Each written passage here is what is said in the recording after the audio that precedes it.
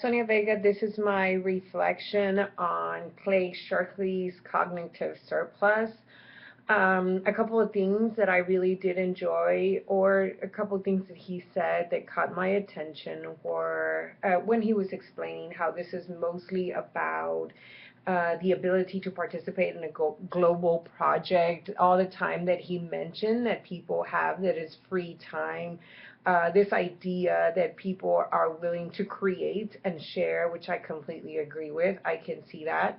So as I was listening to his talk, the whole question in my mind was, okay, how does this affect my classroom? How does this impact what I do in my classroom and how I direct my students in my classroom? So what I do want to say is that it made me think about embedding technology, allowing my students to voice what they feel, allowing my students to show their creative side, whether it's through a website or just creating some form of technology, a project that they could probably show to everybody else in our classroom or make public. The students have a lot of free time after they leave our classrooms, and we tend to say, oh, well, they don't give them this assignment, they probably won't do it. But why not? Why not challenge our students by giving them an assignment that's out of the ordinary? Why not give them an assignment that's going to occupy all that free time that they have in a very creative way and allowing them to use that creativity and share, whether it's that they're sharing with just the other students in our classroom, the students in our same building, or just making it public and sharing with the world. A lot of the things I've heard in these TED Talks that we were assigned for this week was going out of the norm, doing things that are definitely out there, things that most of us as teachers would have never thought of or aren't willing to risk the time or risk what might come out of our students if we allow them to do something like this.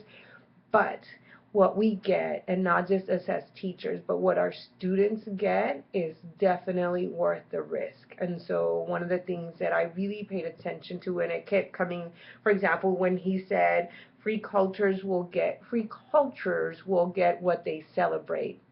That really did make me think back into my classroom. What things do I really celebrate in my students? Do I truly celebrate their creativity and their ability to go beyond the box and go beyond what is just in front of them? Or do I just celebrate a grade and make sure that my students get a certain grade, and then after that we move on?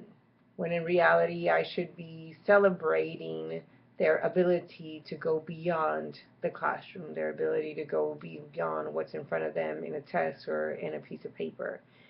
And so do I agree with a lot of the things that he said in his video? Yes. There's definitely also a connection between his talk and Pink's talk on Drive, and how people are driven by different things other than just a reward, which is what most of us assume in the classroom.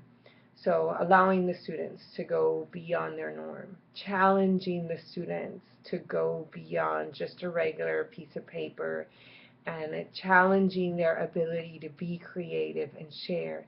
They do it all the time with their pictures and their selfies and them connecting with each other through social media.